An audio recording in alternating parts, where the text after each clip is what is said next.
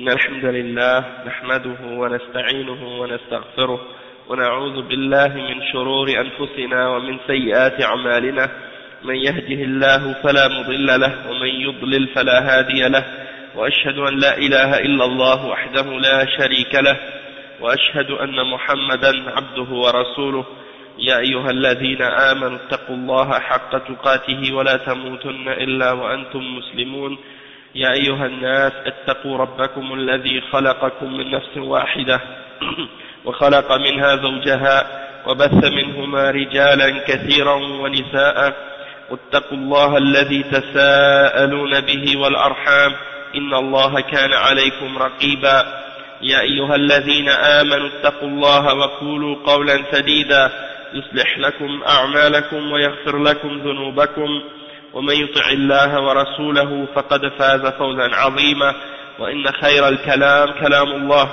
وخير الهدي هدي محمد صلى الله عليه وسلم وإن شر الأمور محدثاتها وكل محدثة بدعة وكل بدعة ضلالة وكل ضلالة في النار أما بعد.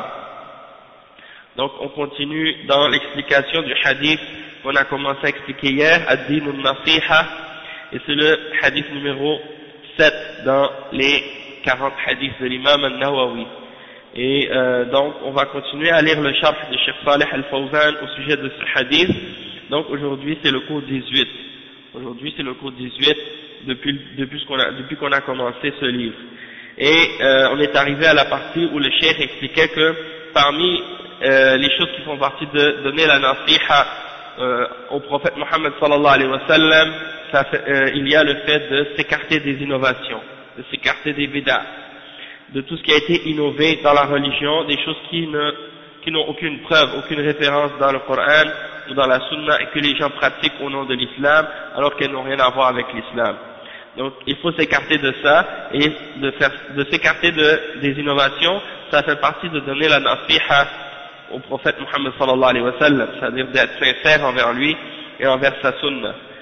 Ensuite le cheikh il dit ومن ذلك أيضا أن الحديث الضعيف الذي نص أهل العلم على ضعفه لا تنسبه إلى رسول الله صلى الله عليه وسلم على سبيل الجزم، وإنما تقول يروى عن رسول الله أو ورد عن رسول الله، ولا تقل قال رسول الله صلى الله عليه وسلم كذا أو فعل كذا، بل تأتي بصيغة التمريض من باب الأمانة، وهذا كله فيما يتعلق بالنصيحة لرسول الله صلى الله عليه وسلم.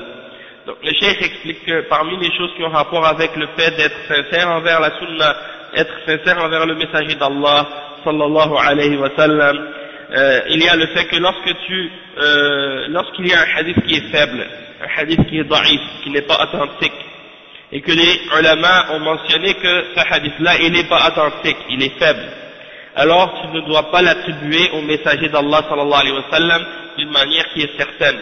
C'est-à-dire que lorsque tu parles, lorsque tu vas mentionner ce hadith, tu ne vas pas dire le messager d'Allah sallallahu alayhi wa sallam a dit telle chose avec certitude.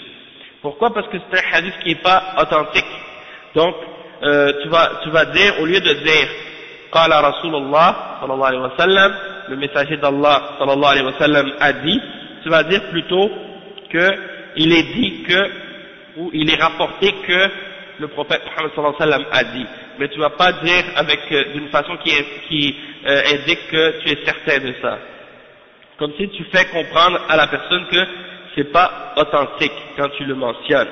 Et ça c'est une explication que les ulama ils mentionnent dans les livres de hadith, dans les livres de mustalah, quand ils expliquent les questions qui ont rapport avec les hadiths qui sont faibles, qui sont pas authentiques, qu'on ne mentionne pas que c'est le prophète Mohammed sallallahu alayhi wa sallam qui les ont dit, qui les a dit.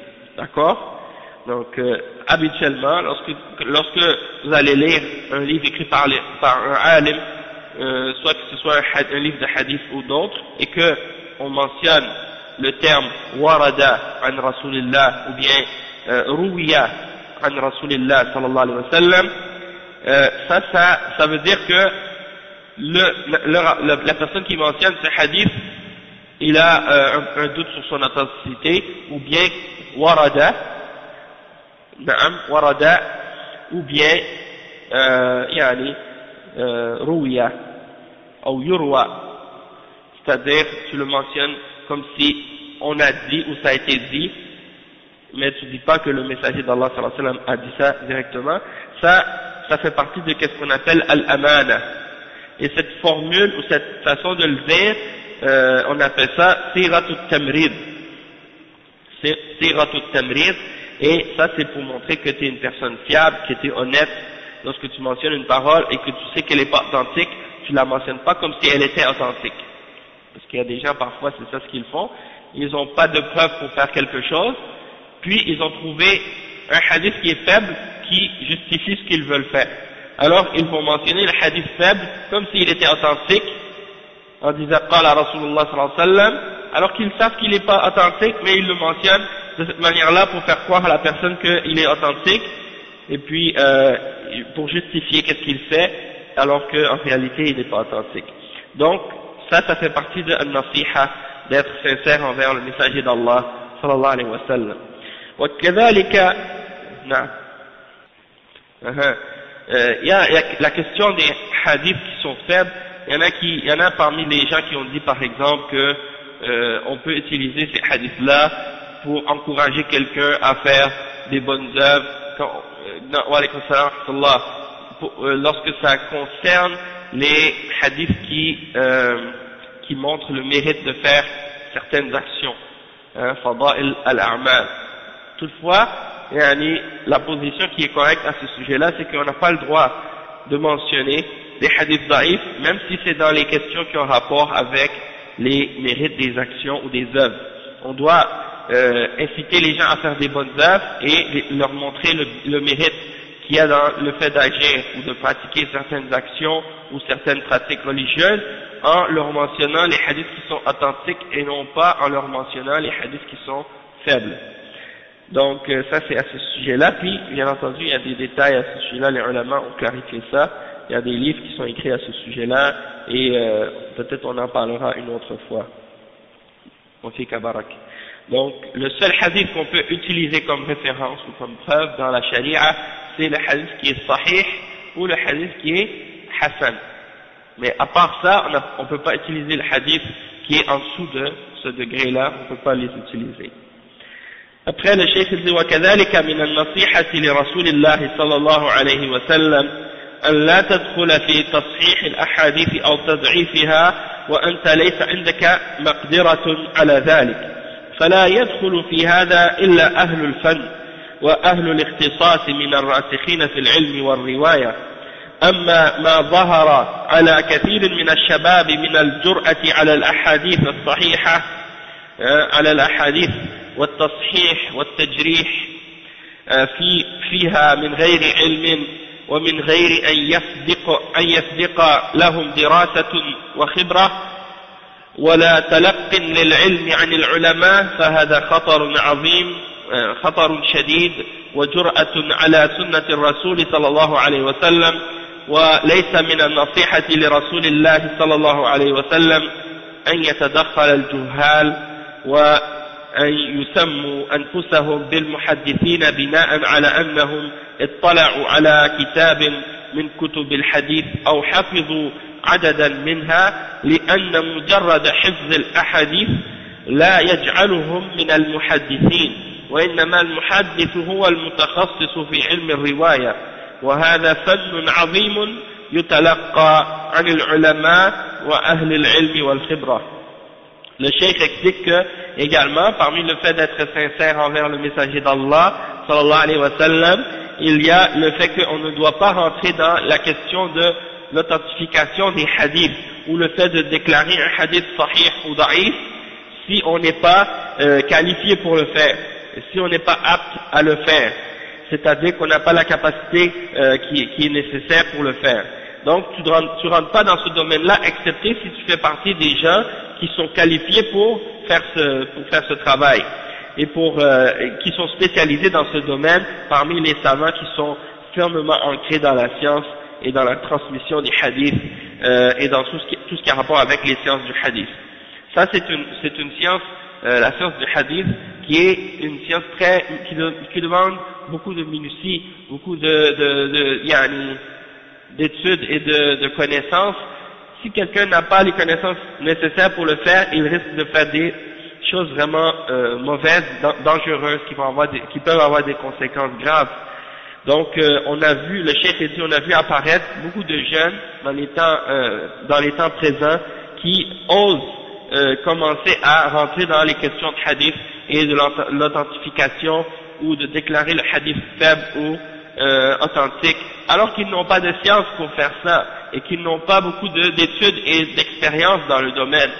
Même si quelqu'un a beaucoup de connaissances théoriques sur la question, par exemple quelqu'un a mémorisé les livres de Mustalah et il a appris les terminologies des ulama au sujet des termes qui ont rapport avec le hadith et tout, ça ne veut pas dire qu'il est apte tout de suite à rentrer dans ces questions-là, puisque ça demande beaucoup d'expérience, beaucoup d'années d'expérience, et comme le cheikh il le dit également, non seulement ça demande de la connaissance et de l'étude et de l'expérience, ça demande aussi de s'asseoir avec les ulama pour apprendre avec eux cette science-là, parce que c'est pas une science théorique que tu apprends comme ça avec des livres seulement. Et c'est comme on donne toujours l'exemple des gens qui veulent, par exemple, devenir par exemple chirurgien ou qui veulent par exemple faire de l'ingénierie ou je sais pas quoi.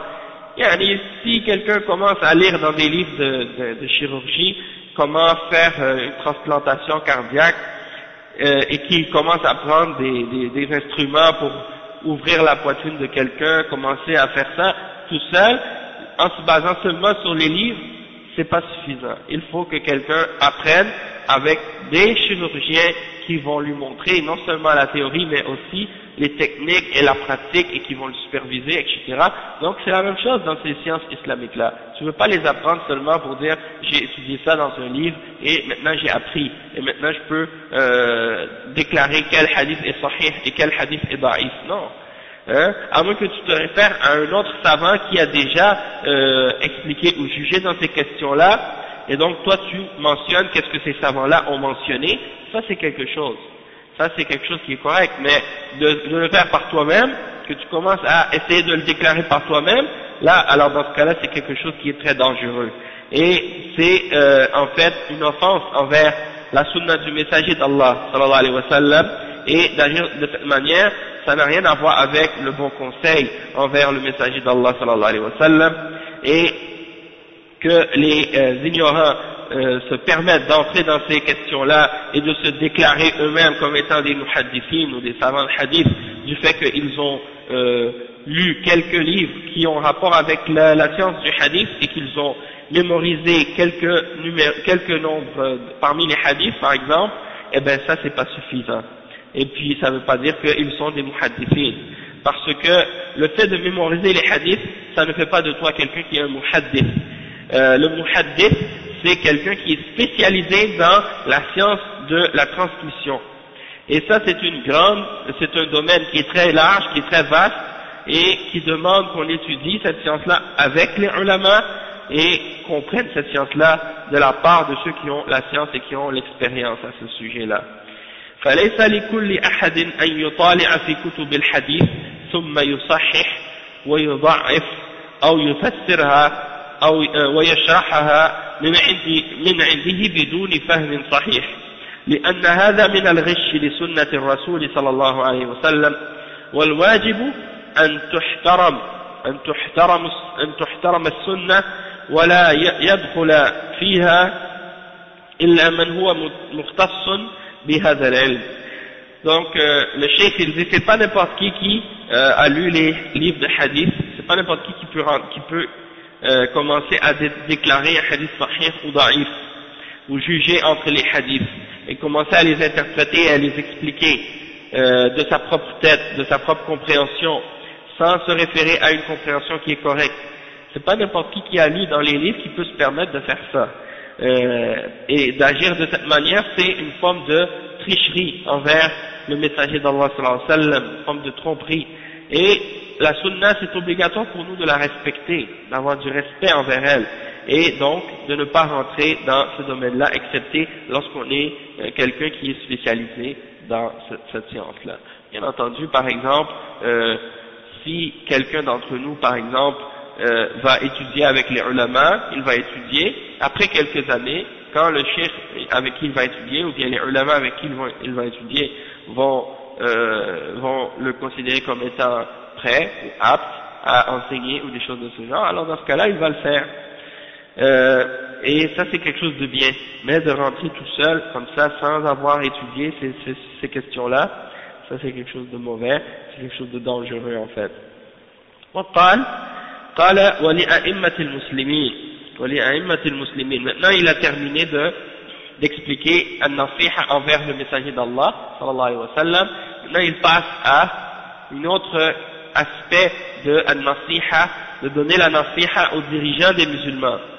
ولأئمة المسلمين المراد بأئمة المسلمين ولاة الأمور والنصيحة لهم تكون باعتقاد ولايتهم والسمع والطاعة لهم بالمعروف والقيام بالمهام والأعمال التي يسندونها إليك فالموظف والمدير والمدرس والقاضي والمفتي وكل من ولي عملا من أعمال المسلمين والله ولي الأمر عليه فإنه يجب عليه النصيحة فيه بأن يقوم به على الوجه المطلوب فإن نقص أو قصر فإنه ليس ناصحا لولاة الأمور لأنهم ائتمنوه على هذا العمل فلم يقم به أو تهاون فيه.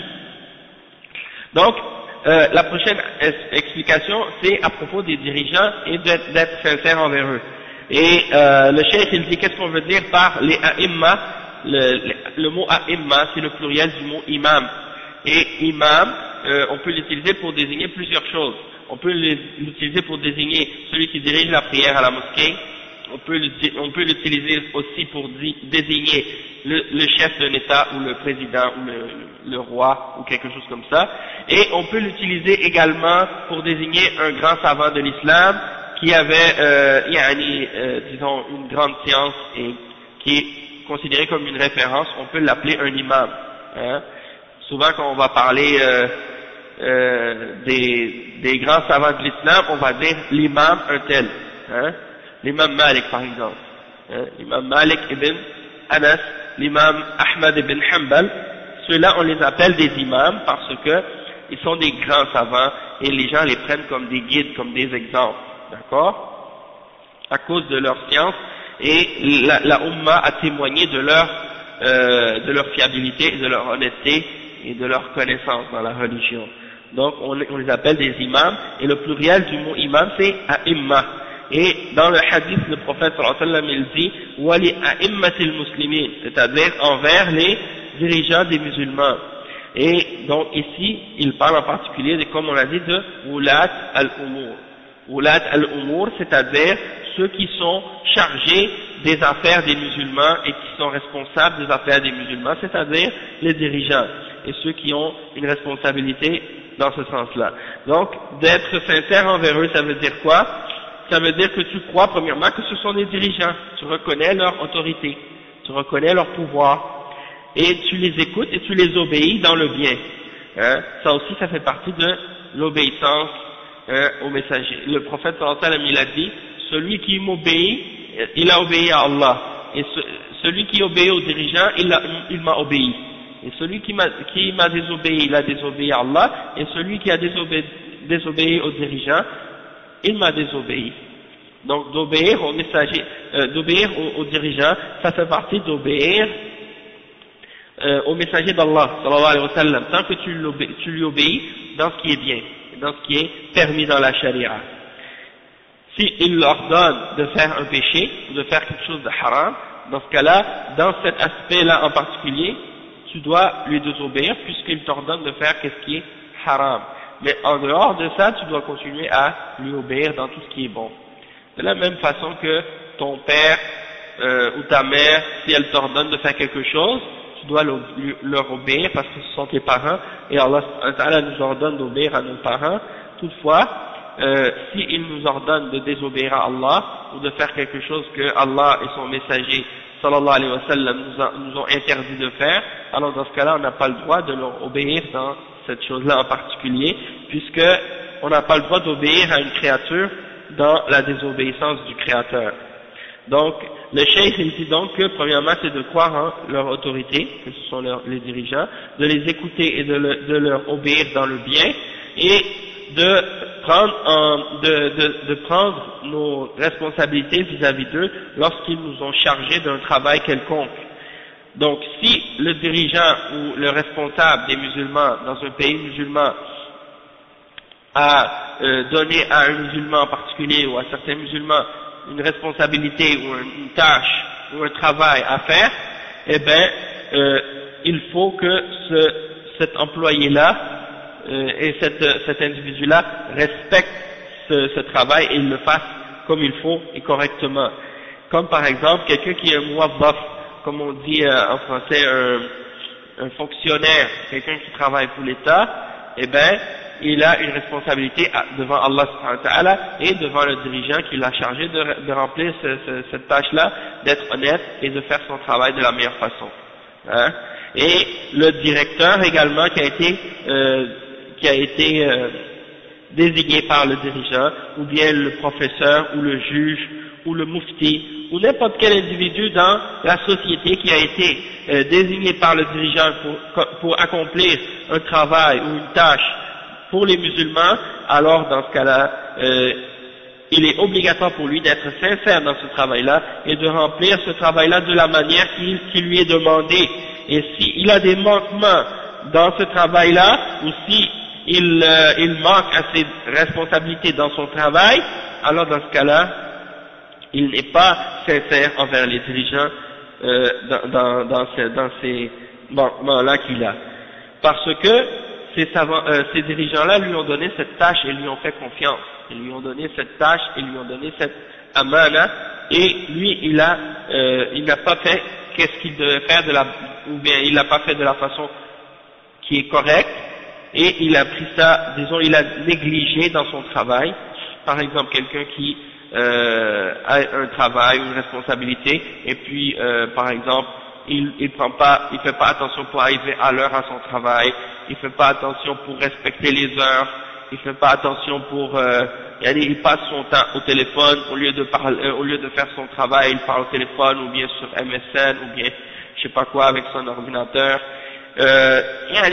il fait pas les tâches qu'on lui a demandé de faire, ou bien il fait par exemple une sorte de corruption, par exemple un service qu'il est supposé de donner gratuitement, il va demander à des gens de lui donner de l'argent pour ça. Ça c'est des exemples de riches, et ça c'est quelque chose qui n'est pas permis bien entendu. Après le cheikh dit وكذلك من النصيحة لولاة الأمور مناصحتهم عن بعض الأخطاء التي تحصل ولا يعلمون عنها فيبلغون بها إن كانت من غيرهم وإن كانت منهم يبين لهم خطأهم فيها إن كانت من غيرهم وإن كانت منهم يبين لهم خطأهم فيها ولكن لا يكون هذا في المجالس أو على المنابر وإنما هذا يكون بين الناصح وبين ولي الأمر إما مشافهة وإما كتابة وإما بأن يوصي من يتصل به وينبهه على ذلك فليس من النصيحة لولاة الأمور الكلام فيهم في المجالس أو في غير ذلك لأن هذا من الخيانة لولاة الأمور وإن كان عندهم تقصير فليس من النصيحة أن تشهر بأخطائهم عند الناس لأن هذا يجر شرا بل النصيحة أن تبلغهم إن استطعت ذلك وأن تبلغهم بالواسطة فإن عجزت عن إبلاغهم مباشرة أو بالواسطة فإن الواجب أن تسكت لأنك معذور. Le cheikh il explique aussi que parmi les choses qui ont rapport avec le fait d'être sincère envers les dirigeants, c'est que tu dois leur donner le bon conseil au sujet de certaines erreurs qui peuvent se produire. Donc, s'il y a des problèmes ou des questions ou des erreurs qui se produisent et que eux, les dirigeants, ne sont pas au courant, il faut les informer de ces problèmes-là et de ces erreurs-là. Soit que tu vas, comme le chef il va l'expliquer, soit que tu vas leur faire part d'une erreur de la part de quelqu'un d'autre. Quelqu'un qui fait une erreur, tu vas aller voir le dirigeant pour lui en informer, pour corriger cette erreur-là, ou bien si cette erreur-là est en lui-même, eh bien dans ce cas-là, tu t'en vas pour lui donner le nasiha en privé, entre toi et lui. Pas devant tout le monde dans l'assemblée, ou bien sur le minbar. Il y a des gens comme ça des fois, certains imams dans certaines mosquées, ils montent sur le minbar et puis ils commencent à parler des dirigeants, les péchés qu'ils ont faits ou les fautes qu'ils ont fait ou les erreurs qu'ils ont fait. Ils disent un tel président, un tel roi, un tel personne, il a fait ça, il a fait ça, il a fait ça, hein, et ça c'est pas permis de faire ça et ça n'a pas rapport avec la nasiha. Yarhamukallah. Le prophète sallallahu alayhi wa sallam nous a enseigné que lorsque tu veux donner la nasiha aux dirigeants, tu dois lui donner la nasiha en privé, en personne, et non pas en public devant tout le monde. Ça c'est très important, surtout qu'à l'époque actuelle, il y a des groupes islamiques qui ont basé leur système ou leur da'wah sur le fait de critiquer publiquement les dirigeants. Et ils se basent là-dessus pour rassembler les masses et les foules, et appeler aux manifestations ou appeler au coup d'État ou à des choses de ce genre, et tout ça c'est en opposition avec l'islam et avec la sunna, et tout ça c'est en opposition aussi avec le fait de donner la nasiha aux dirigeants. Hein. Donc le cheikh il dit, soit que tu lui dis directement, mushafaha, tu lui dis verbalement, tu vas aller voir si tu es capable, sinon tu lui écris, hein, ou bien tu vas charger quelqu'un, tu vas demander à quelqu'un de lui transmettre cette nasiha de ta part pour lui en informer. D'accord? Et donc ça c'est très important de comprendre ça, mais en ce qui concerne, hein, même à Montréal, il y a certains imams comme ça, qui vont sur le minbar, ils commencent à insulter les dirigeants, parler contre eux, dire des choses contre eux. Hein. Ça c'est pas de la nasiha. Et le cheikh dit, donc de faire les paroles, parler contre les dirigeants dans des assemblées ou des choses de ce genre, ça fait partie de la trahison envers les dirigeants. Et si tu vois donc qu'ils ont des manquements, ils ont des péchés, ils ont des fautes, le fait d'aller devant tout le monde puis de commencer à dire il a fait ça, il a fait ça, il a fait ça, hein, eh ben en réalité ça va pas amener du bien. Ça va pas amener du bien de faire ça, ça va amener du mal, au contraire ça va amener du mal. Hein. Donc si quelqu'un par exemple, il sait que les dirigeants ils ont des péchés ou des fautes et qu'il s'en va parler devant les gens de ces péchés-là, eh bien ceux qui n'étaient pas au courant de ces péchés-là, ils vont commencer à les connaître et ils vont commencer à détester le dirigeant. Et ça commence comme ça à se répandre la haine pour le dirigeant par la suite, et ça pousse les gens par la suite à se révolter, à se rebeller, à vouloir essayer de renverser le gouvernement, renverser le pouvoir, puis après, qu'est-ce qui arrive comme conclusion?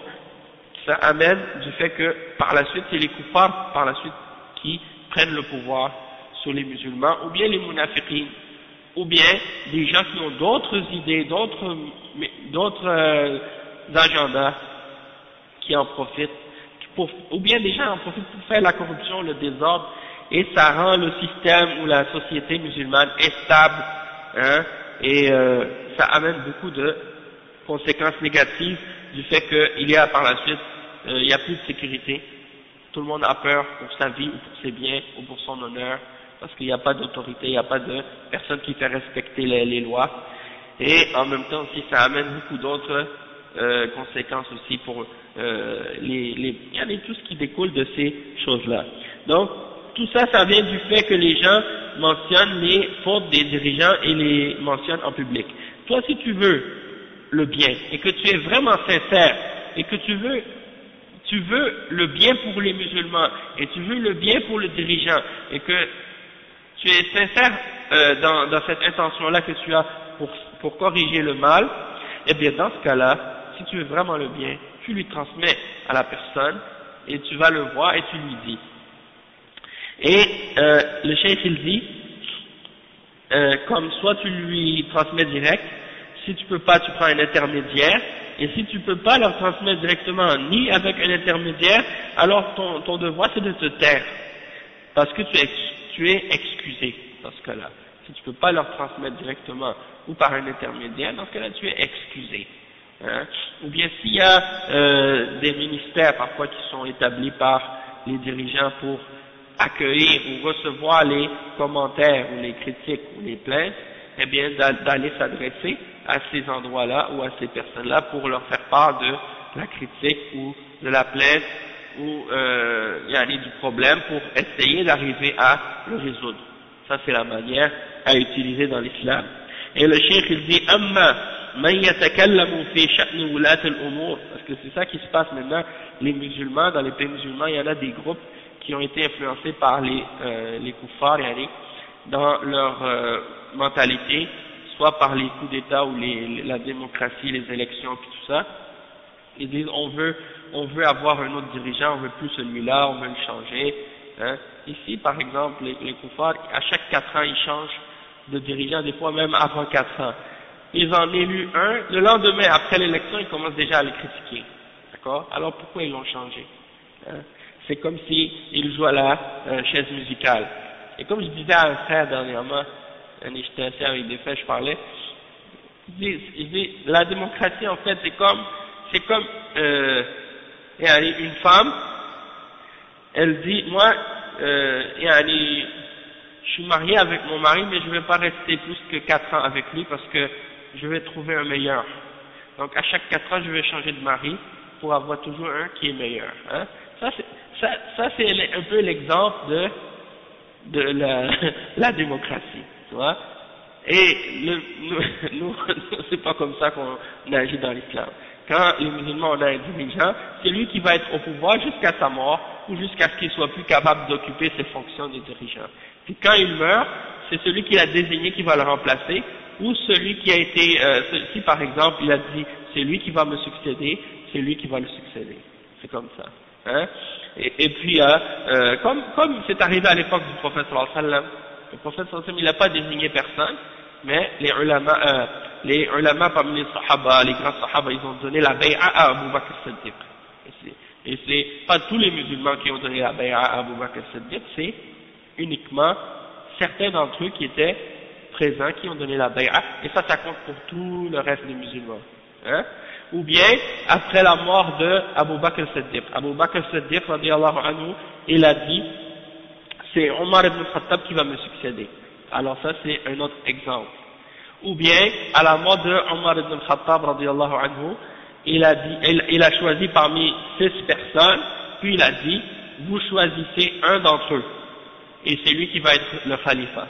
Donc, ils ont choisi Uthman ibn Affan, radiyallahu anhu. Et c'est pas tout le monde qui a choisi, c'est seulement ces 6-là. Hein? Ahlul Hill wal Aqd. Ou bien, Ali ibn Abi Talib, la même chose. Donc, ça c'est les façons comment on choisit le dirigeant, et une fois qu'il est là, qu'il est le khalifa, ou qu'il est le dirigeant, ou qu'il est le roi, ou qu'il est le président, il reste au président jusqu'à ce qu'il meure. Ou jusqu'à ce qu'il est malade, et il ne peut plus être au pouvoir, donc quelqu'un va prendre sa place. Et comme ça amène de la stabilité dans le pays musulman, ça amène plus d'équilibre, plus de force, et au moins les gens ne commencent pas à se diviser en groupes ou en partis pour se disputer le pouvoir, c'est qui va gagner les élections, puis plein de corruption, des mensonges,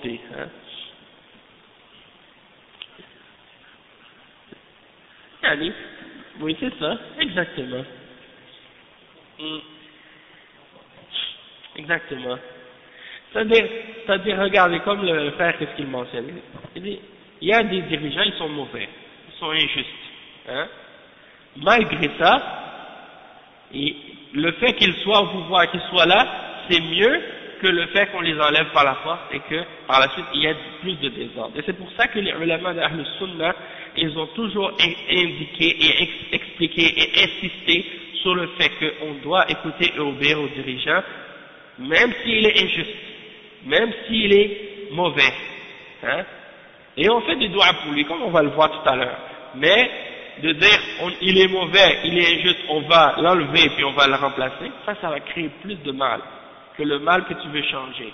Et dans l'islam, quand il y a un mal, soit que tu le changes par quelque chose de meilleur, ou soit que tu le changes par quelque chose qui est pareil, mais si tu sais que ça va être pire, dans ce cas-là, tu le fais pas.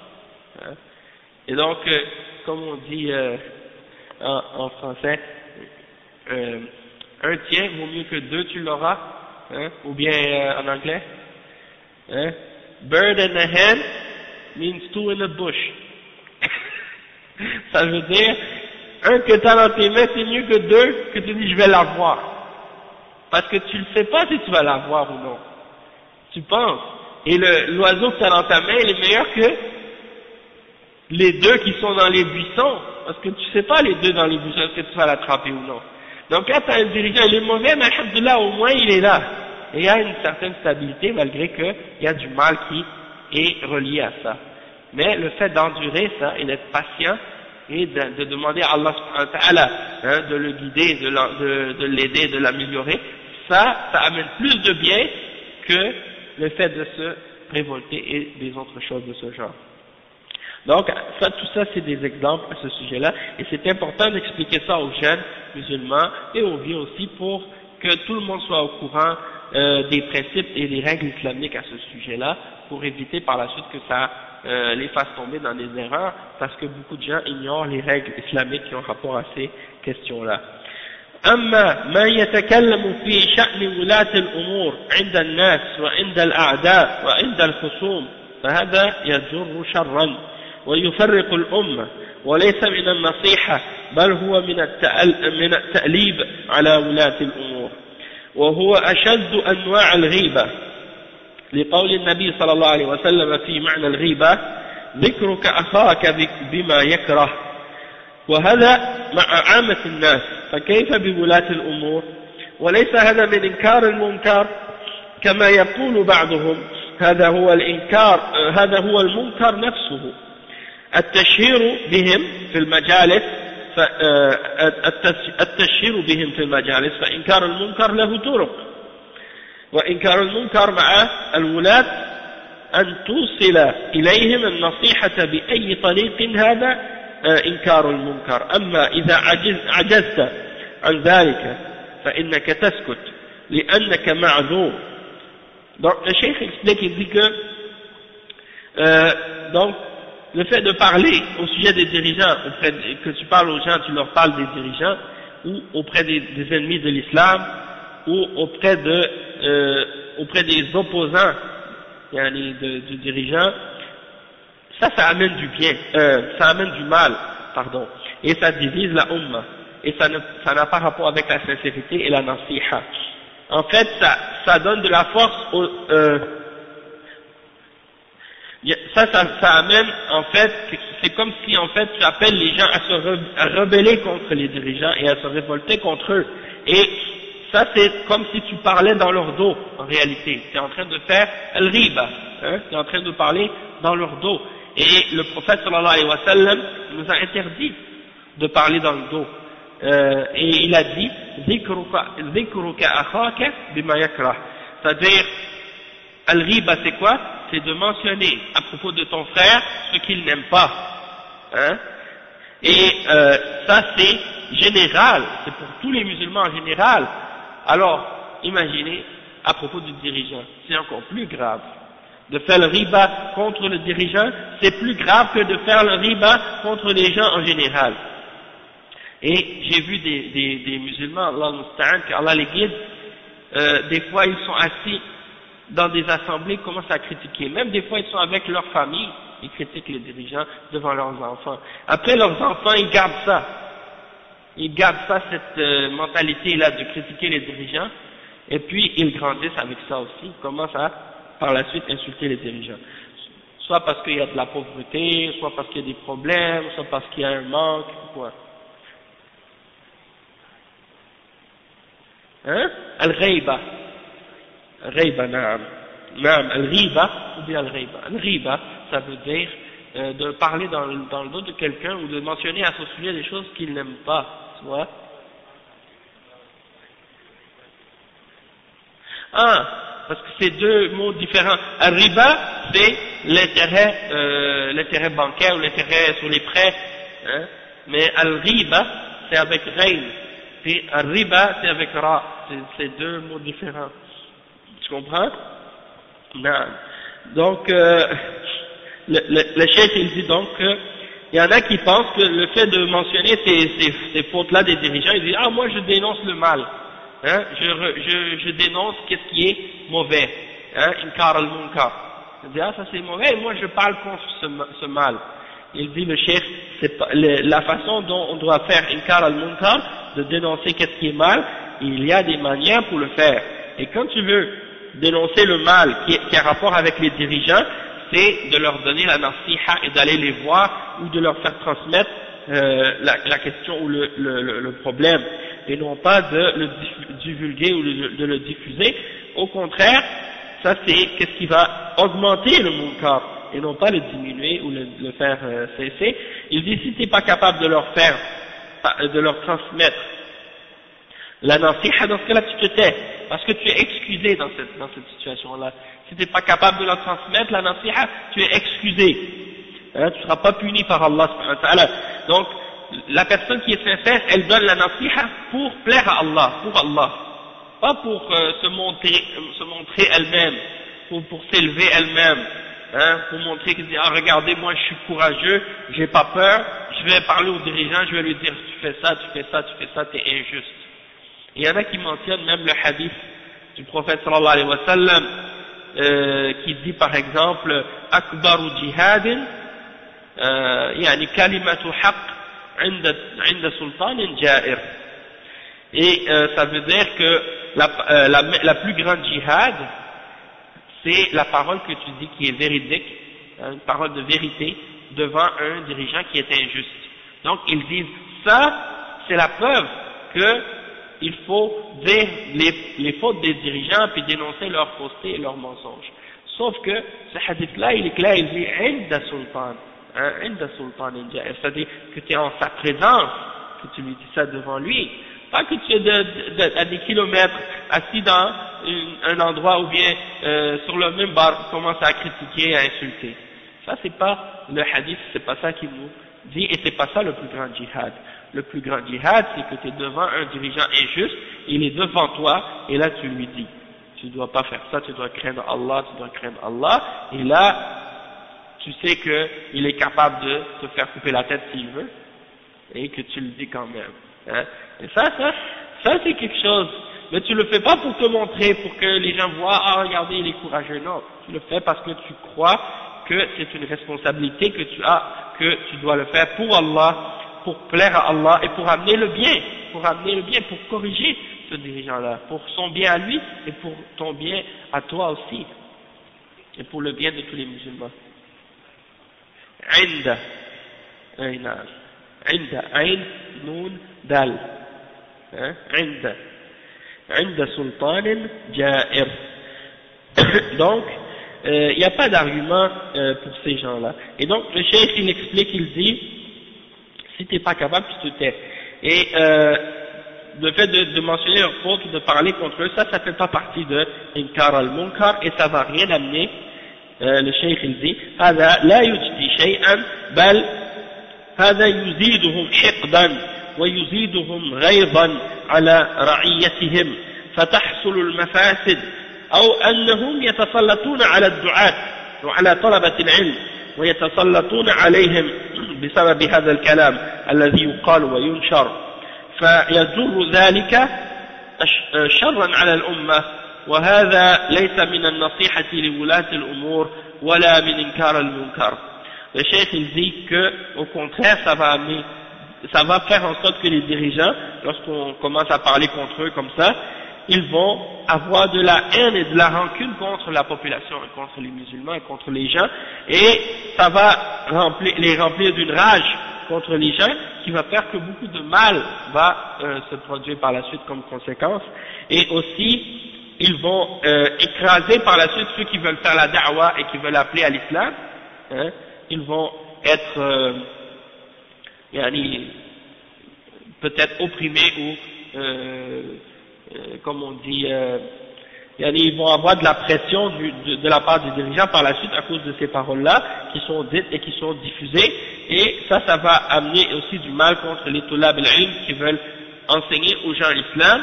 Et on a vu ça dans les pays musulmans, lorsque certains, au nom de la da'wa ou au nom de l'islam, commençaient à insulter ou à parler contre les dirigeants et des choses de ce genre, eh bien, par la suite, le dirigeant, il a fermé la porte à la da'wa, il laisse plus personne parler. Et après, qu'est-ce qui arrive?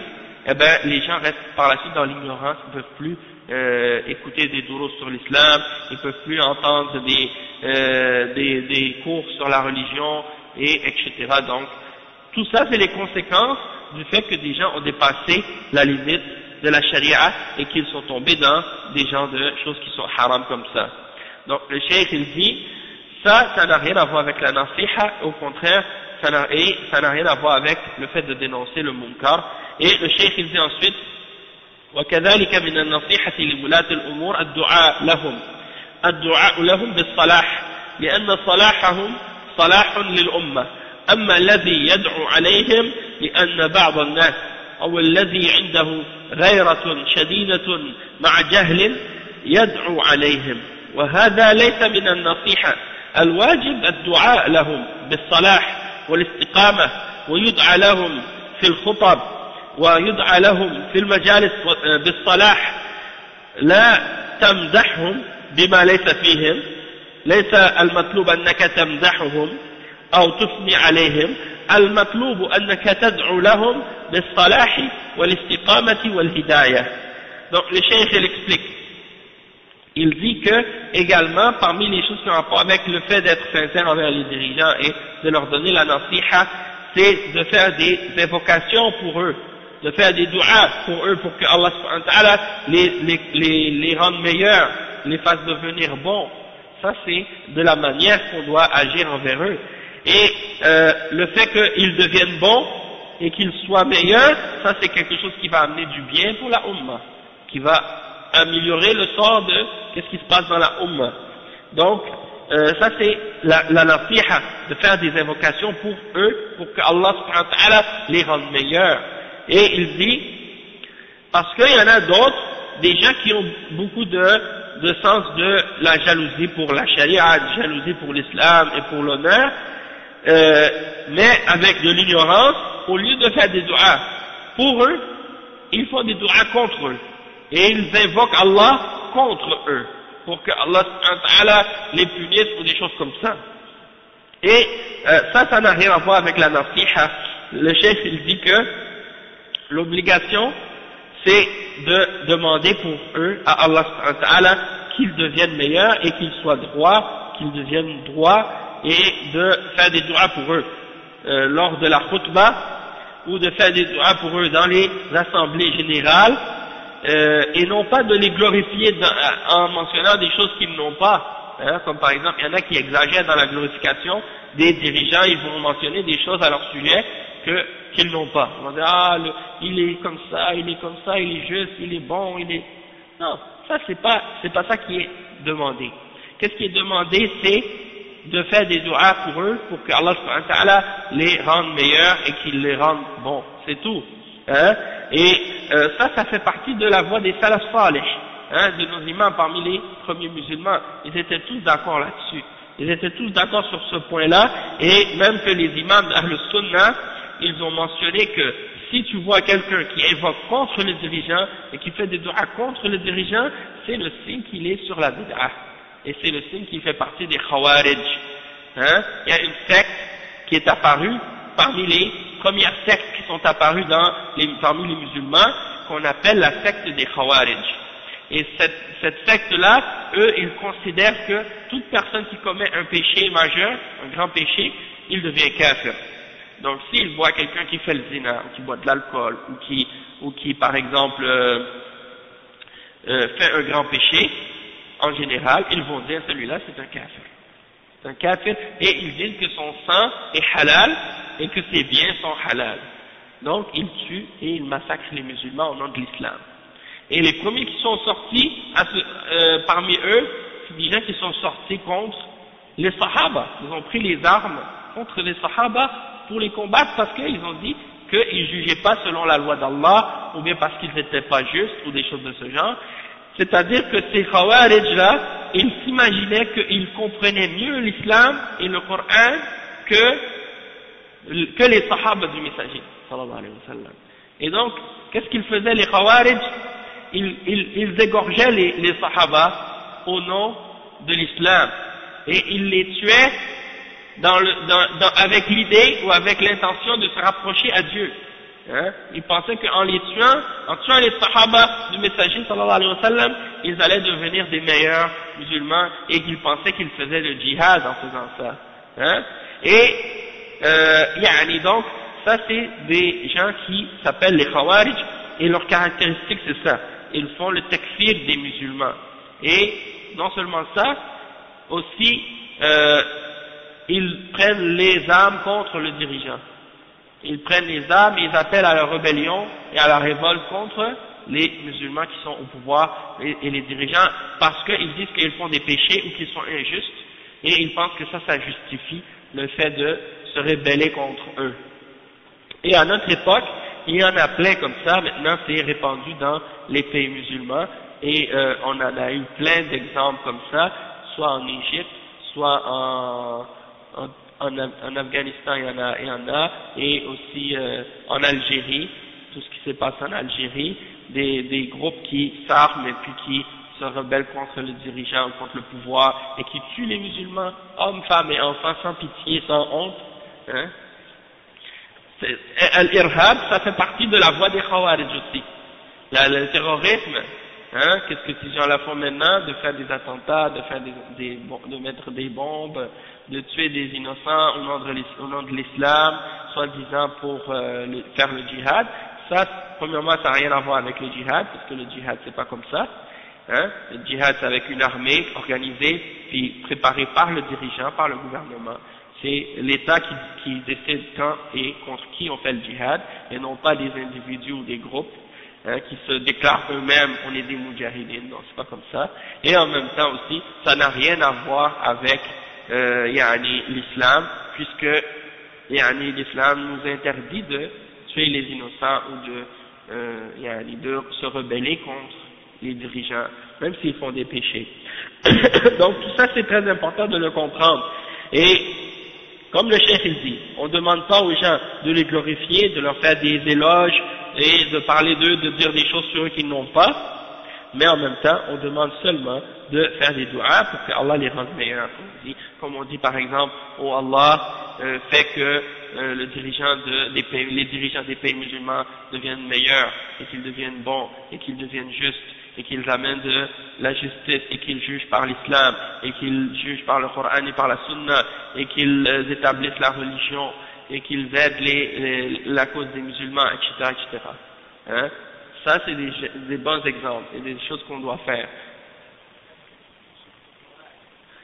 Mais justement, le cheikh il a dit ici, ولهذا كان الفضيل بن عياض رحمه الله يقول: لو علمت أن لي دعوة مستجابة لصرفتها للسلطان، وهذا من فقهه رحمه الله، لأن صلاح المسلمين بصلاح السلطان، فمن النصيحة لولاة الأمور أن تدعو لهم. En principe, les ulama ils mentionnent un point qui dit que les gens ont les dirigeants qu'ils méritent. Si les gens sont injustes, Allah les punit en mettant sur eux des dirigeants injustes. L'habitude que les gens ont aujourd'hui, c'est de dire, si on a un dirigeant injuste, c'est une punition contre eux. Ils disent pas c'est une punition contre nous. Ils disent, nous on mérite un dirigeant juste, et on veut se débarrasser de ce dirigeant injuste. Alors que Allah les a punis par ce dirigeant injuste à cause de leur injustice eux-mêmes. Et donc, la façon, comme les ulama ont expliqué, la façon de corriger la situation lorsqu'on a un dirigeant injuste, c'est de se corriger nous-mêmes, et de se repentir de nos péchés, et de cesser de faire de l'injustice nous-mêmes, puis Allah par la suite, il va nous donner des dirigeants qui sont justes et qui sont bons. Mais si nous-mêmes on est injustes, et on respecte pas les règles de l'islam, et on respecte pas les obligations qu'on a envers Allah subhanahu wa ta'ala, et puis on fait de l'injustice les uns contre les autres, et puis après on espère qu'on va avoir un dirigeant juste, ça c'est de l'inconscience, hein, ça c'est de l'inconscience.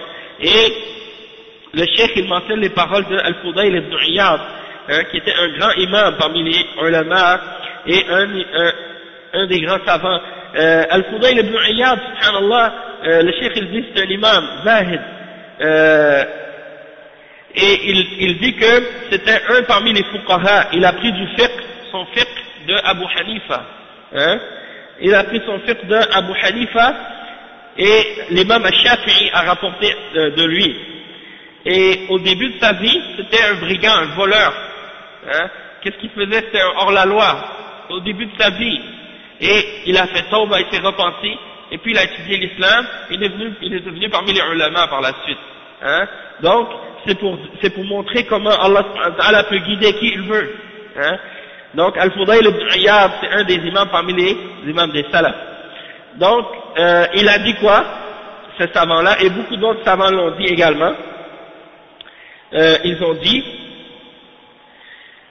que si l'imam Al-Fudayl ibn Iyad il a dit, si je savais que j'avais une invocation que j'allais faire à Allah et qu'elle allait être exaucée, je l'aurais faite cette invocation-là pour le dirigeant, pour qu'elle soit exaucée, pour que, c'est-à-dire Allah le rende meilleur. Hein? Et ça fait partie de sa compréhension. Il avait une grande compréhension de l'islam, parce qu'il sait très bien que si le dirigeant est bon, eh bien ça va amener du bien pour les musulmans. Donc, c'est dans notre avantage de demander à Allah subhanahu wa ta'ala de le rendre meilleur et de faire une dua pour lui. Exactement. En particulier dans le jeûne, ou bien dans n'importe quel autre moment où on sait que notre dua risque d'être plus exaucé, d'en profiter pour faire des duas pour eux. Après le cheikh il dit وقد سمعنا أن بعض المتعالمين يقول الدعاء لهم من النفاق أو يقول هذا يبرر ما هم عليه من الخطأ نقول له أنت إنما تدعو لهم بالصلاح والاستقامة ويقول بعضهم إن الدعاء لهم من المداهنة وهذا لم يرد عن السلف نقول له إن النصيحة لأئمة المسلمين أعظمها الدعاء لهم بالصلاح وقد ورد عن السلف أنهم كانوا يدعون لولاة الأمور حتى أنهم نصوا أنه يدعى لهم في خطب الجمع والأعياد وهذا أمر معروف عند الأمة ولا ينكره إلا جاهل أو من في قلبه غل وحقد.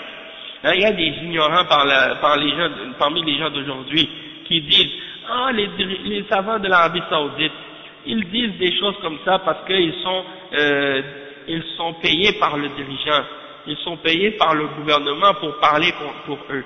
Moi je dis ça aujourd'hui, je suis assis à Montréal, est-ce qu'il y a un dirigeant ou un gouvernement qui me paye pour que je dise des choses comme ça pour eux? Je le dis, ça si je le dis c'est pour Allah subhanahu wa ta'ala, et je le dis parce que c'est la vérité qui vient d'Allah subhanahu wa ta'ala, c'est la vérité qui est dans le Coran et qui est dans la Sunna, et je suis obligé de dire la vérité. Hein?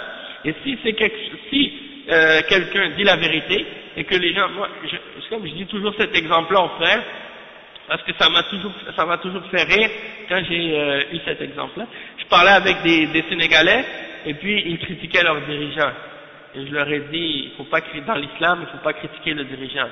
Hein? Le prophète sallallahu alayhi wa sallam nous a ordonné d'obéir le dirigeant, même s'il est mauvais. Il m'a dit, toi tu travailles pour le président du Sénégal.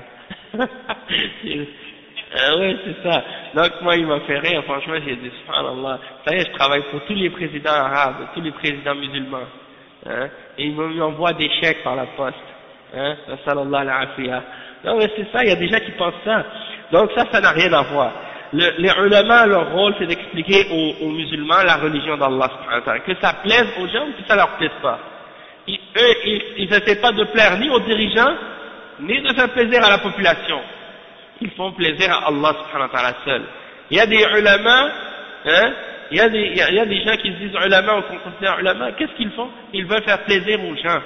ils veulent que les gens les aiment, ils veulent être populaires.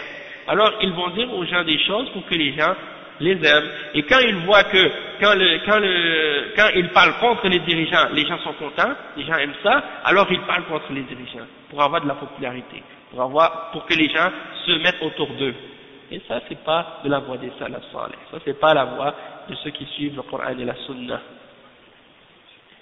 Mais ça, c'est connu que les juges et les gens qui sont dans des positions importantes, on leur donne des gros salaires pour justement que quelqu'un ne peut pas les acheter. Quelqu'un ne peut pas leur faire. Même ici, c'est comme ça. Même les juges des koufars qui jugent selon la loi des hommes, hein, ils sont payés très cher. Les policiers, ils ont quand même un bon salaire. Hein, les avocats, les juges. Pourquoi? Parce que, ouais, bon. Si tu veux les acheter, il faut que tu donnes beaucoup d'argent pour acheter un juge ici.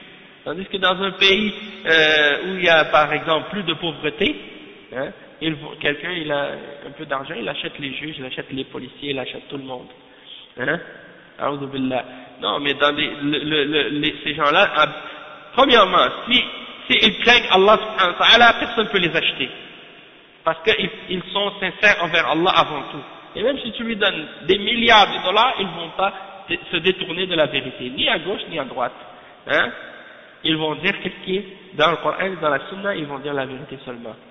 Mais en plus de ça, pour les encourager encore plus à rester dans la vérité, et que quelqu'un ne vienne pas commencer à jouer avec eux, on leur donne un salaire qui est suffisant pour eux, pour justement les aider et les protéger dans ce sens-là.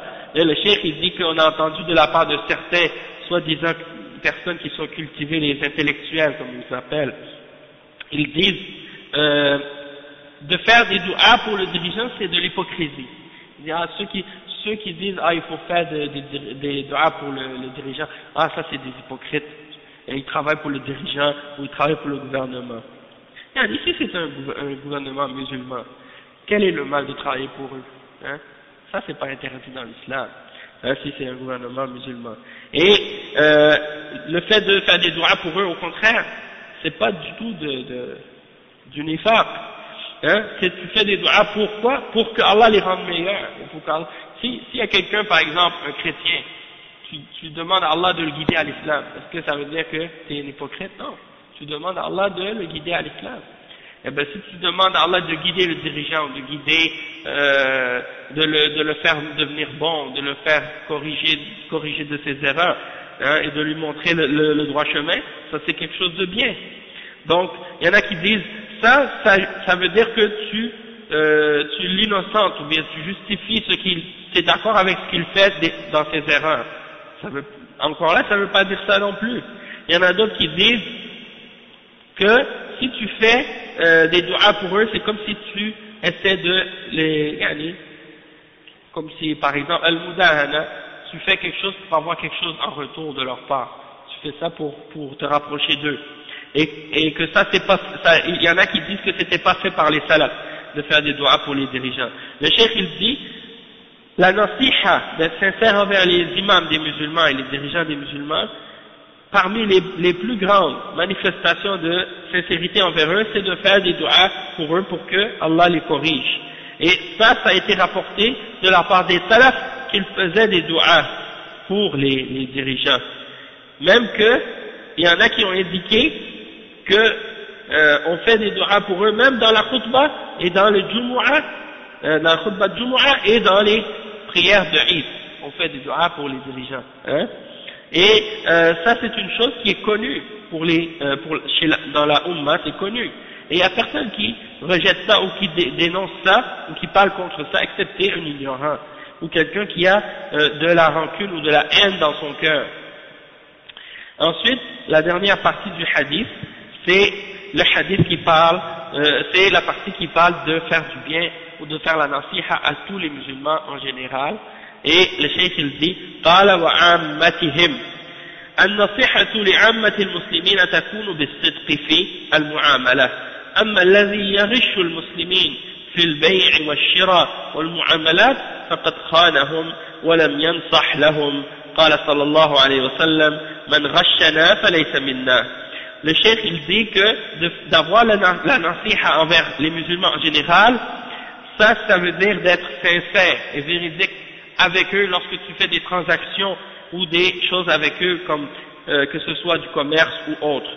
Tu ne dois pas les tricher ou tromper dans les interactions que tu as avec eux.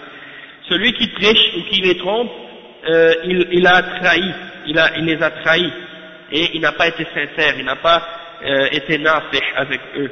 Et le prophète Muhammad sallallahu alayhi wa sallam a dit dans un hadith qui est authentique, rapporté par Muslim, selon Abi Huraira radiyallahu anhu, il a dit man ghashana falaysa minna, celui qui nous trompe, il n'est pas de nous, celui qui nous triche, il n'est pas de nous.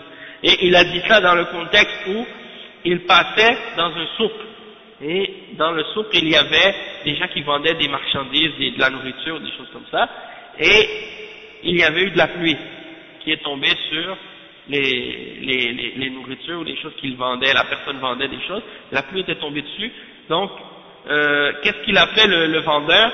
Tout ce qui était mauvais, qui avait été touché par la pluie, il l'a mis en dessous et il a mis le bon par-dessus. Le prophète sallallahu alayhi wa sallam est venu, il a rentré sa main dans le sac et il a sorti le mauvais qui était au fond. Il a dit, pourquoi tu n'as pas fait sortir le mauvais pour le mettre au-dessus pour que les gens voient que c'est comme ça? Parce que, il a dit après, parce que, man rashana falaysa minna, celui qui nous trahit ou qui nous triche, il n'est pas de nous.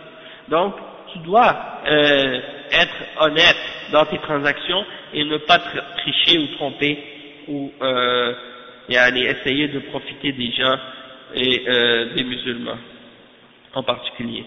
Le cheikh il dit, parce que ici c'est man rashana, celui qui nous triche, qui nous trompe, n'est pas de nous. Dans une autre narration, ça dit man rasha laysa minna. Man rasha laysa minna. C'est-à-dire dans une autre narration c'est général, qui trompe, quelqu'un qui trahit ou qui trompe en général, soit les musulmans ou les non-musulmans, il n'est pas de nous.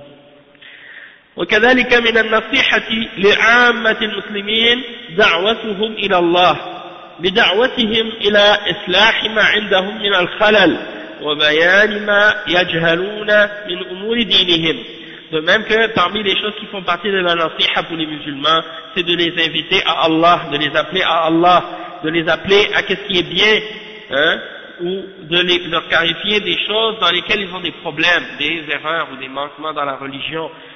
Tu leur clarifies ce qu'ils ignorent de la religion d'Allah subhanahu wa ta'ala, ça fait partie de la nasiha pour les musulmans. ومن النصيحة لهم أيضا الأمر بالمعروف والنهي عن المنكر بالطرق الشرعية، أما لو تركت المنكرات والأخطاء بدون أن تعالج فهذا من الغش، ولكن الإنسان يقوم بما يستطيع.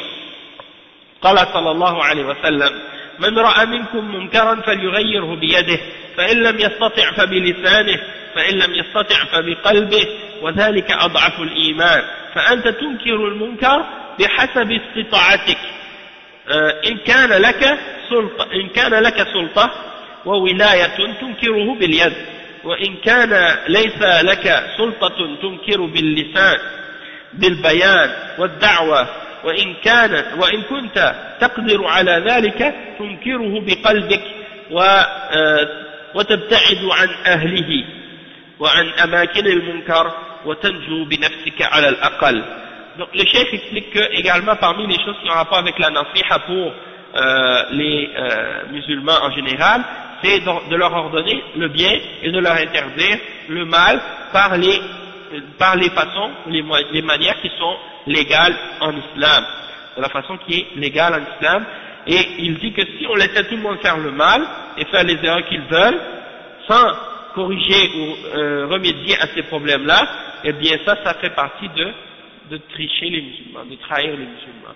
Donc quand tu vois des musulmans qui font des choses qui sont pas correctes, qui trompent, qui trichent, qui font des péchés, qui font des choses haram, puis que tu leur dis pas de cesser de le faire et que tu leur ordonnes pas le bien, et là ça veut dire que tu as trahi les musulmans, ça veut dire que tu as trompé les musulmans. Et il y en a aujourd'hui malheureusement, ils veulent pas qu'on dise qu'est-ce qui est haram pour avertir les gens. Ils veulent pas qu'on interdise aux gens les choses haram qu'ils font. Ils disent non, laissez, chacun est libre. Hein? La ikraha fi din, il n'y a pas de contrainte. Dans la religion, tout le monde est libre, tout le monde peut faire ce qu'il veut. Celui qui veut pas prier, prie pas. Celui qui veut prier, prie. Et t'as pas le droit de dire à quelqu'un, prie. T'as pas le droit de dire à quelqu'un qui fait pas quelque chose obligatoire, fais-le. T'as pas le droit de dire à quelqu'un qui fait quelque chose haram, fais-le pas. Donc, chacun est libre. Ils veulent pas que tu ordonnes le bien, ils veulent pas que tu interdises le mal. Et ça, c'est al-ghish. Et ça, c'est l'attitude des munafiqin. Comme Allah subhanahu wa ta'ala dit dans le Coran, المنافقون والمنافقات بعضهم من بعض المنافقون والمنافقات بعضهم من بعض يأمرون بالمنكر وينهون عن المعروف. Ils ordonnent le mal et ils interdisent le bien. يأمرون بالمنكر وينهون عن المعروف. Et ils interdisent le bien, ils ordonnent le mal, le contraire des croyants. Donc, le cheikh il mentionne comme exemple, comme preuve, la parole du prophète Muhammad sallallahu alayhi wa sallam rapportée par Abu Sa'id al-Khudri, radiyallahu anhu, rapportée par Muslim selon Abu Sa'id al-Khudri. Et ce hadith-là, on va le faire le sharh dans les hadiths qui vont venir plus tard. Celui d'entre vous qui voit un mal, qu'il le change avec sa main. Et s'il n'est pas capable, qu'il le change avec sa langue, ou par sa langue. Et s'il n'est pas capable, alors qu'il le change par son cœur, et ça c'est le minimum de la foi. Donc si tu dénonces un mal ou que tu changes un mal, selon ta capacité tu dois le faire. C'est-à-dire tu changes le mal qui est autour de toi selon ta capacité. Et ça c'est les degrés en fait qu'on doit respecter pour changer le mal. Le premier degré c'est avec la main. Ça c'est si tu as une autorité ou un pouvoir, hein, soit que par exemple tu es quelqu'un qui a une autorité légale, un pouvoir légal pour interdire ou changer quelque chose, tu le changes par la main. Ou bien un père de famille dans sa maison, il a l'autorité sur sa famille, sur ses enfants, donc il peut changer un mal par la main s'il voit le mal. Non. Ça, par la main, ça veut dire par exemple que tu vois quelque chose qui est mauvais, puis tu l'arrêtes en utilisant la force. Ok? En utilisant la force, si c'est nécessaire. Bien entendu, c'est pas comme les Mu'tazila ou les Khawarij qui interprètent ce hadith-là en disant si tu vois quelque chose, le dirigeant fait quelque chose de mal, tu le changes avec la main. Non, pas envers les dirigeants, puisque le prophète sallallahu alayhi wa sallam nous a interdit ça. Mais envers les gens sur qui tu as une autorité, comme par exemple, si tu es un policier ou tu es quelqu'un qui a une position dans la société, que le dirigeant t'a donné une responsabilité. Comme en Arabie Saoudite, il y a une police spéciale pour ces choses-là. Il marche dans les souks, s'il voit quelque chose haram, quelque chose de mauvais, il l'arrête, il l'enlève, il le change.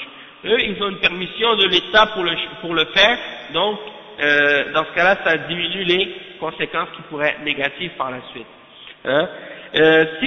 Sinon, dans ta maison, c'est-à-dire tu vois quelque chose qui est haram dans ta maison, c'est toi le père, tu vois tes enfants en train de faire quelque chose de haram, tu les arrêtes, hein, tu les stops, tu les fais arrêter de faire le haram. Parce que c'est toi leur père, tu as l'autorité chez toi. Mais sinon, tu le changes par ta langue, soit en clarifiant les choses, en faisant la da'wa. Et si tu peux pas faire ça, eh bien, ton cœur, ça c'est le minimum. Qu'est-ce que tu peux faire? C'est de détester le mal par ton cœur et de t'éloigner de ceux qui le font et de l'endroit où ils font le mal. Et le minimum, c'est que tu te sauves toi-même, en fait. ومن النصيحة لعامة المسلمين أن تدل أخاك وترشده إلى إذا استشارك وطلب منك النصيحة كأن يستنصحك إذا أراد أن يتزوج أو يزوج أحدا أو يشارك أحدا أو يسافر مع أحد أو يوكل أحدا فالواجب عليك أن تقول له ما تعلمه عن هذا الشخص وتبين له إذا كان يصلح أو لا يصلح ولا تجامل أحدا في ذلك لأنك لو جاملت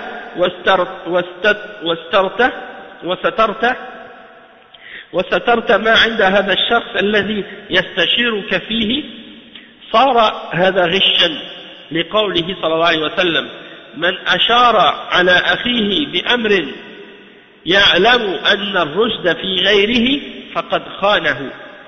Le cheikh il dit également, parmi la nasiha pour les musulmans en général, c'est que lorsque un frère te demande une indication ou un conseil, il te demande une nasiha, que tu lui donnes la nasiha. Si par exemple, quelqu'un veut se marier, ou quelqu'un veut marier, donner sa fille ou sa sœur en mariage à quelqu'un, hein, il te demande la nasiha. Est-ce que je dois, est-ce que je peux marier ma fille ou ma sœur à cet homme? Est-ce qu'il est bon? Est-ce qu'il est correct? Hein? Ou bien est-ce que je peux prendre celui-là comme un partenaire dans un projet d'affaires? Ou bien dans un voyage que je veux faire, je vais prendre un compagnon, je vais voyager avec lui. Est-ce que tu me conseilles? Ou bien je vais prendre un tel comme responsable pour quelque chose, ou comme gérant pour moi, ou garant pour moi. Est-ce que tu me conseilles cette personne? Si toi tu sais quelque chose au sujet de cette personne qui est mauvais, qui est mauvaise à son sujet, tu sais que c'est une personne qui est pas correcte, c'est ton obligation de lui dire. C'est ton obligation de lui dire la vérité que tu connais au sujet de cette personne. Parce que si tu le caches, tu as trahi cette personne, tu as trompé cette personne dans le bien. Ok?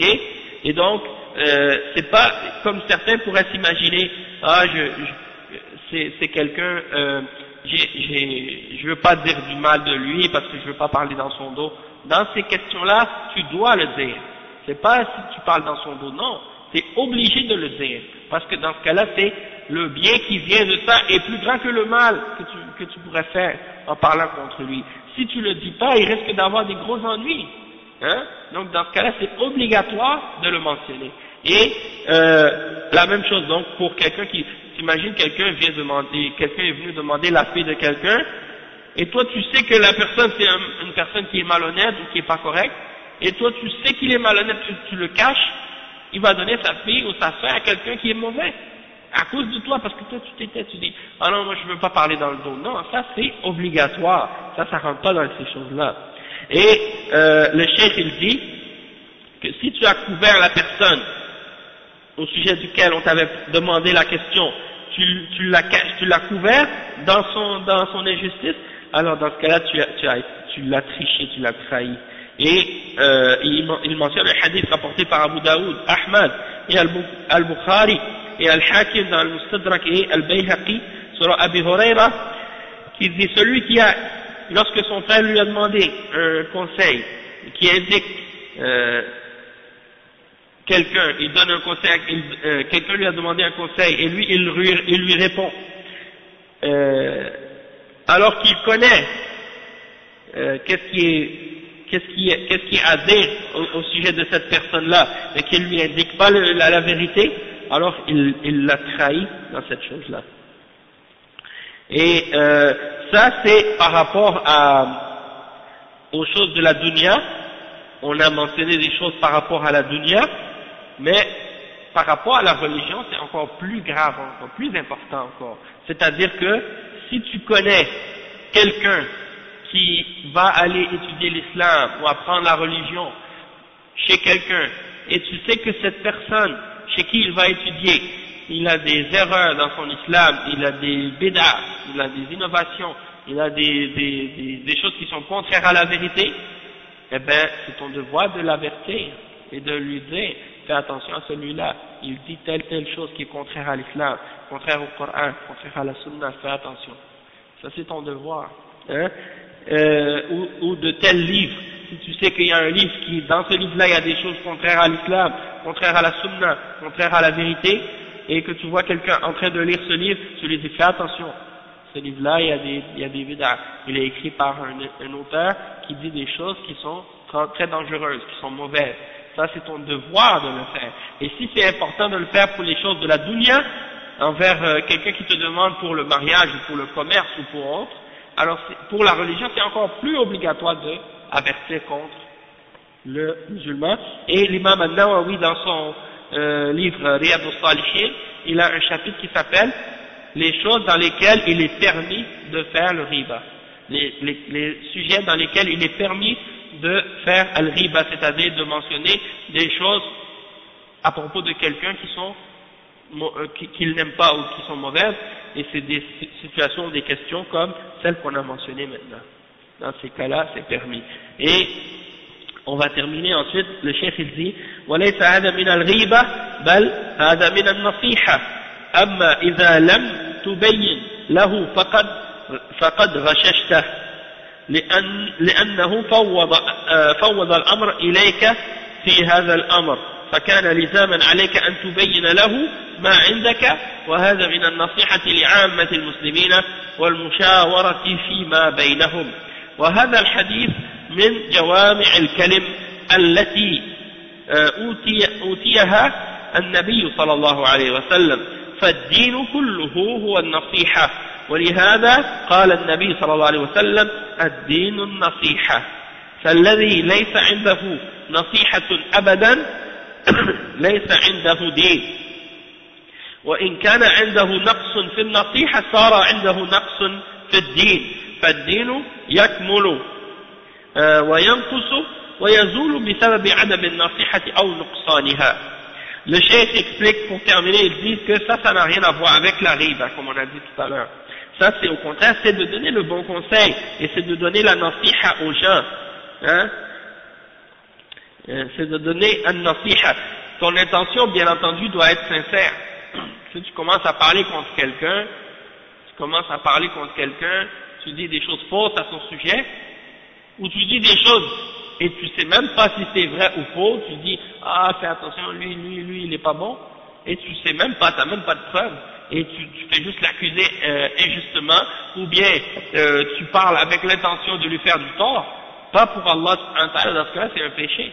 Mais si tu le dis sincèrement, avec connaissance, tu parles à son sujet, tu dis des choses pour avertir cette personne-là contre le mal, là c'est correct.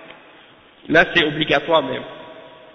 Et donc le cheikh il dit que si tu le caches, ce que tu sais, alors tu l'as trahi cette personne. Parce que c'est comme si en fait tu lui as donné ta parole, ou tu lui as dit que cette personne-là elle est correcte. Et lui il va se baser sur ce que toi tu lui as dit pour faire ce qu'il a fait par la suite. Et donc c'est à cause de toi que cette personne-là va tomber dans le mal, et donc c'est ton obligation de lui clarifier ce que tu connais à son sujet, et ça c'est de la nasiha pour les musulmans en général, et de se consulter, et de se concerter entre nous. Et donc il termine en disant que ce hadith fait partie de qu'est-ce qu'on appelle Jawami' al-Kalim, hein? Et Jawami' al-Kalim, ça veut dire quoi? C'est une des choses que le prophète sallallahu alayhi wa sallam a reçues de la part d'Allah subhanahu wa ta'ala, qu'il dit peu de mots, mais que ce sont des mots qui sont peu, mais qui ont de grandes significations. Donc en deux mots, ad-dinu nasiha, hein, regardez tout ce qu'on vient d'expliquer en deux cours, juste pour deux mots, ad-dinu nasiha, hein, la religion c'est ad-nasiha, c'est la sincérité, c'est le bon conseil. Tout ça, c'est basé sur deux mots, et le cheikh il dit que la religion en entier c'est ad-nasiha. Et donc c'est pour ça que le prophète sallallahu alayhi wa sallam dit ad-dinu nasiha, la religion c'est le bon conseil, ou bien le bon conseil c'est la religion. Et celui qui n'a pas de nasiha du tout, donc il n'a pas de religion du tout. Mais celui qui a de la nasiha, mais qui a une nasiha qui est défaillante, ou qui est faible, ou qui est déficiente, alors il a une déficience dans sa religion. Donc plus une personne a de nasiha, plus sa religion est forte, moins il a de nasiha, et bien moins il en a, ou bien s'il n'en a pas du tout, alors il n'a pas du tout de religion. Et donc ça nous montre l'importance et le degré de la nasiha dans l'islam. Donc on va s'arrêter ici pour aujourd'hui, et puis on continuera la semaine prochaine, Inch'Allah, samedi prochain, bi'idhnillah, avec le hadith numéro 8, qui est un hadith aussi très important. Et puis umirtu an uqatila an-nas, le prophète sallallahu alayhi wa sallam a dit j'ai été ordonné de combattre les hommes jusqu'à ce qu'ils disent la ilaha illallah Muhammad Rasulullah. On va lire la signification de ce hadith là la semaine prochaine bi'idhnillah.